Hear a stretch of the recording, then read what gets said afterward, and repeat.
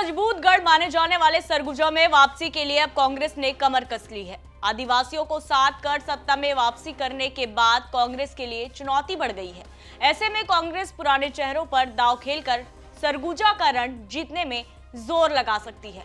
नमस्कार, जय जोहार साथियों, छत्तीसगढ़ तक में आप सभी का स्वागत है। मैं हूं आपके साथ पूजा शर्मा। अपने स्पेशल सीरीज गढ़ के दावेदार में आज हम बात करेंगे सरगुजा लोकसभा सीट की कि आखिर यहां से कांग्रेस किसे प्रत्याशी बना सकती है।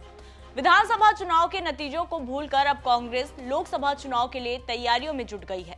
कांग्रेस का सबसे मजबूत गढ़ कहे जाने वाले सरगुजा को विधानसभा चुनाव में बीजेपी ने पूरी तरह ध्वस्त कर दिया है। छत्तीसगढ़ में कांग्रेस की सत्ता सरकार में सरगुजा संभाग के 14 विधानसभा सीटों पर कांग्रेस का कब्जा था, लेकिन 2023 के विधानसभा चुनाव में बीजेपी ने पूरी बाजी पलट दी।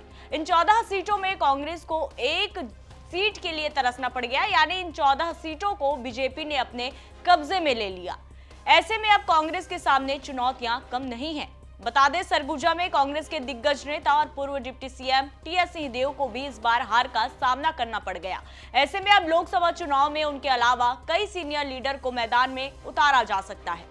बता दें, छत्तीसगढ़ की राजनीति में आदिवासी बाहुल्य बस्तर और सरगुजा संभाग की राजनीति में बड़ी दखल रही है। यही वजह है कि कांग्रेस इस मजबूत किले के लिए सीट वाइज रणनीति बनाकर अब लोकसभा चुनाव के लिए तैयारी में लग गई है।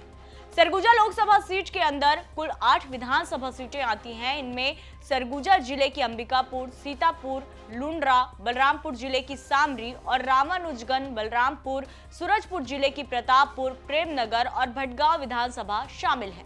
यह सीट एसटी यानी अनुसूचित जनजाति के लिए आरक्षित है।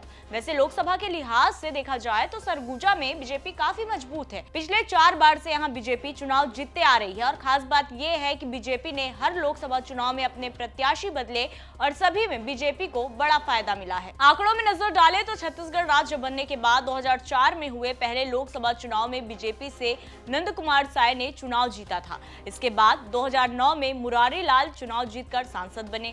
फिर 2014 में बीजेपी के कमल भान सिंह ने कांग्रेस उम्मीदवार रामदेव राम को हराया था। वहीं 2019 के लोकसभा चुनाव में रेणुका सिंह चुनाव जीती। केंद्र की मोदी सरकार में छत्तीसगढ़ से किसी एक सांसद को कैबिनेट में जगह मिली तो वो भी सरगुजा की सांसद रेणुका सिंह को, जिन्हें कैबिनेट में केंद्रीय राज्य मंत्री बनाया गया। हाल ही में हुए विधानसभा चुनाव में रेणुका सिंह ने भरतपुर सोनहत से चुनाव जीता था और फिर सांसदी से इस्तीफा दे दिया था। विधानसभा में मिली करारी हार के बाद कांग्रेस पार्टी फूंक फूंक कर कदम रख रही है। सिंहदेव का गढ़ कहे जाने वाले सरगुजा में टीएस बाबा खुद अपनी सीट नहीं बचा पाए। ऐसे में कांग्रेस के लिए सरगुजा लोकसभा सीट कड़ी चुनौती है। कांग्रेस की तरफ से टिकट के दावेदारों की बात की जाए तो पूर्व शिक्षा मंत्री प्रेमसाय सिंह टेकाम की यहां पर दावेदारी दिख रही है। प्रतापपुर से विधायक रह चुके प्रेमसाय सिंह का इस बार कांग्रेस ने टिकट काट दिया था। उनके अलावा खेलसाय सिंह की भी दावेदारी मजबूत दिख रही है। खेलसाय सिंह प्रेमनगर से 4 बार विधायक और 3 बार सांसद रह चुके हैं। हालांकि इस बार वो चुनाव हार गए। इन दोनों के अलावा एक और नाम की चर्चा है और वो है अंबिकापुर के महापौर डॉक्टर अजय तिर्की का, जिनको भी टिकट मिल सकता है। इस बार रामानुजगंज से कांग्रेस ने उन्हें प्रत्याशी बनाया था, लेकिन वो भी चुनाव हार गए थे। वहीं 2009 में कांग्रेस की तरफ से लोकसभा चुनाव लड़ चुके रामदेव राम भी इस लिस्ट में शामिल हैं। तो कांग्रेस की तरफ से फिलहाल ये 4 नामों की चर्चा जोरों पर है। बात करें खेलसाय सिंह की तो उनकी दावेदारी मजबूत है। वे अविभाजित मध्य प्रदेश में 1990 में पहली बार लोकसभा जीतकर सदन पहुंचे थे। इसके बाद वे लगातार 3 बार लोकसभा चुनाव जीत चुके हैं। इतना ही नहीं, 2013 में पूर्व केंद्रीय राज्य मंत्री रही रेणुका सिंह को पटखनी दे चुके हैं।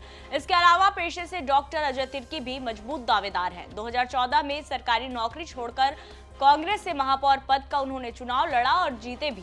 2019 में दूसरी बार अंबिकापुर नगर निगम से जीतकर मेयर बने। हालांकि विधानसभा 2023 में रामानुजगंज से चुनाव में उन्हें हार का सामना करना पड़ा। वर्तमान में नगर निगम के मेयर होने के साथ ही सरल सहज तरीके से वो लोगों के साथ जुड़े हुए हैं। वहीं रामदेव राम भी मजबूत दावेदार हैं। पहली बार 1996 में कांग्रेस ने लुंड्रा से विधानसभा में उन्हें प्रत्याशी बनाया और उन्होंने जीत दर्ज की। दूसरी बार कांग्रेस ने फिर 2008 में लुंड्रा विधानसभा से उन्हें प्रत्याशी बनाया, उन्होंने जीत दर्ज की।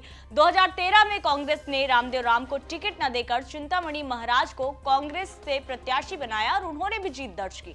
रामदेव राम को कांग्रेस ने 2014 में सरगुजा लोकसभा सीट से सांसद का टिकट दिया, पर उन्हें हार का सामना करना पड़ा। अब माना जा रहा है कि 2024 में कांग्रेस उन पर फिर से भरोसा जता सकती है। फिलहाल ये तो सिर्फ कयास है, देखने वाली बात होगी कि कांग्रेस किसे अपना उम्मीदवार बनाती है। गढ़ के दावेदार में आज हमने सरगुजा लोकसभा सीट की बात की। आपको दावेदारों को लेकर क्या मानना है, कमेंट करके जरूर बताएं। फिलहाल इस रिपोर्ट में इतना ही। छत्तीसगढ़ तक से जुड़ी ऐसी तमाम खबरों से अपडेट रहने के लिए देखते रहिए छत्तीसगढ़ तक। जय जोहार, नमस्कार।